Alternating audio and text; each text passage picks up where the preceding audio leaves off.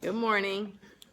Welcome to the Alpine Church of Spiritual Living. I'm going to be reading the thought for the week, and you can join me down at the bottom where it's in the bold area. The 4th of July holiday is here, and with it comes a renewed gratification of the blood, sweat, and tears our forefathers endured to bring the birth of the United States of America into realization. I have a calendar on my wall that has the quote, "Nothing great ever came that easy." How very true. Birthing our nation was no easy task. Those hardy souls who were up for the task brought with them a deep sense of connection with the divine. They believed, relied upon, and openly acknowledged that divine providence worked in and through their lives. I believe that is why our nation has been strong and successful for these many years. I was especially grateful for the recent Supreme Court ruling upholding freedom of speech. Freedom is not something to be taken lightly. Freedom is one of the divine qualities that is inherent in every one of us, and when it is restricted or removed by governments, we feel it deep in our souls. Let us be exceptionally mindful of our freedom to simply be. Let us have renewed enthusiasm and appreciation for living in the land of the free and the home of the brave. Acknowledge and give thanks for being open and available to allowing the infinite to work in and through your life this day. Feel the freedom of release from the past that might weigh you down, and be brave in venturing out into new and uncharted territory. Like our forefathers, rely on divine guidance and move forward, knowing you are supported and able to do great things. Say with me, I am humble and grateful to live in these United States of America and give exceeding praise for the wisdom written into our Constitution, securing and guaranteeing our rights. Let peace and freedom ring throughout the land. So happy 4th of July weekend, everyone. We are celebrating America's independence, and I believe that we've come a long way since those days when our forefathers relied upon providence to lead them and guide them into where we are today, giving us all of the wonderful foundation of our Constitution, and knowing that we as Americans now are united, that there is one power and presence that rules and guards and leads us all. As I said in the thought for the week, I am very, very grateful for our forefathers' wisdom that they brought with them and they used and relied upon to make this foundation of our United States of America. Our topic this morning is Let Freedom Ring. It's a familiar phrase, and I thought it might be helpful to give you a little history lesson on where it came from. It first was brought forth in a song that was written by Samuel Francis Smith. He was a Baptist seminary student. My Country 'Tis of Thee was first performed by a children's choir in Boston, Massachusetts in July of 1831. It immediately became our unofficial national anthem. And it wasn't until almost a century later, not a century, a century later that it became our, it didn't become, but it was closely second to what became our Star Spangled Banner as our national anthem. But so many of us know that first verse, I'm sure. My country 'tis of thee, sweet land of liberty, of thee I sing. Land where my fathers died, land of the pilgrim's pride, from every mountainside, let freedom ring. I think it's valuable to recognize, remember, and honor our history, the freedom that our forefathers for women, for mothers, whatever, all of the people that formed our country, what they gave us and the sacrifices that they went through. And I believe that our country is founded on and with divine guidance. And I trust that we have not lost that firm foundation. Freedom is a divine quality. It is inherent in every one of us, just like love, just like joy, just like wholeness. All of the other divine qualities are what we are in truth, in our heart of hearts, in our total spirit. And there is nothing that can take that away from us. When we recognize that I and the Father are one, that I and freedom are one, that I am joy are one, that I am love are one.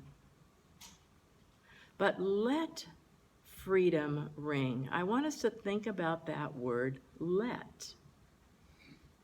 When you go back to reading the very first chapter of the Bible in Genesis, whenever God, supreme being, source, infinite love, whatever you want to call the creator, whenever God created anything, it began with what? Let there be. There was no angst, no difficulty. It was simply let. We all recognize that in order to advance in our spiritual maturity, the only thing we need to do is let it happen. By releasing and letting go of all of the restrictions that we ourselves have placed upon ourselves with our thinking, with our feeling, with our conditioning, whether we are aware of it or not.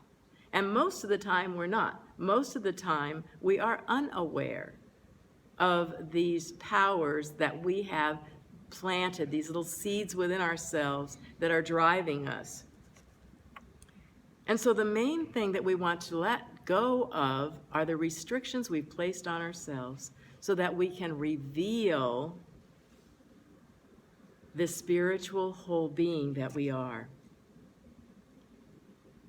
I want us to focus on letting, just being, not controlling, not having it to be a certain way, letting ourselves be released from judgments, negative judgments, even positive judgments of ourselves, of others, to free up our emotional and our thinking baggage. I believe all of us want to have that feeling of peace in our lives. And it comes with recognizing, in my opinion, that there is a power greater than what our finite mind can comprehend, that is running the show, that has this life thing handled.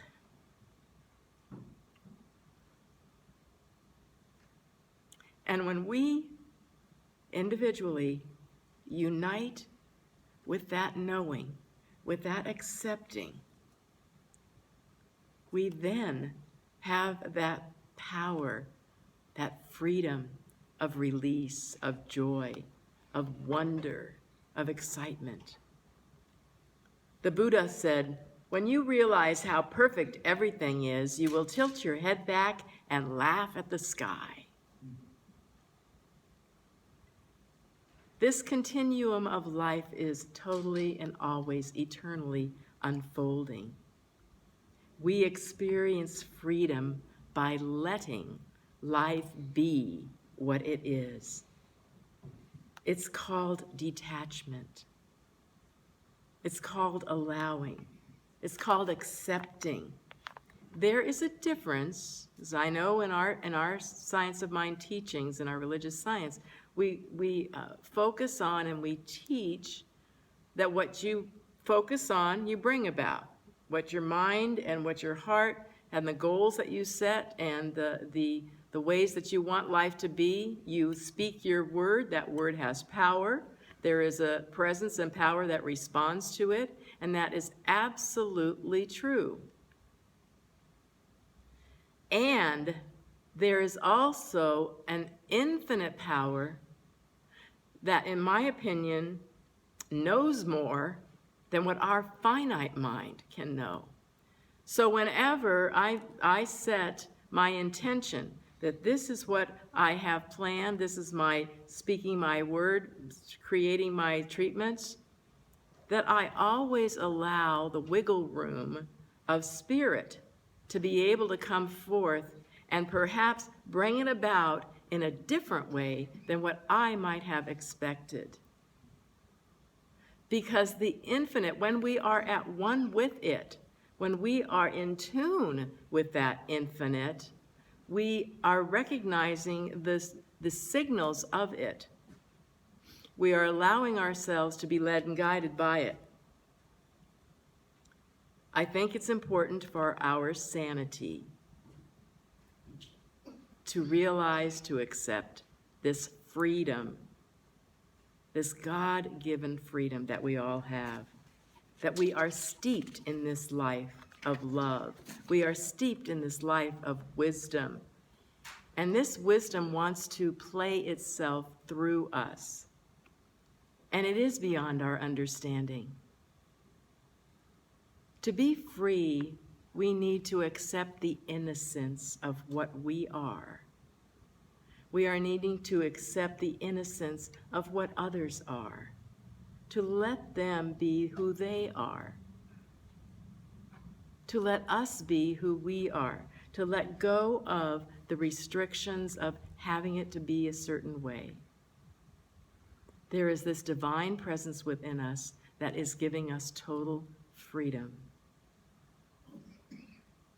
And I trust that I believe that we all are here in this United States of America by a divine appointment, that our consciousness brought us here.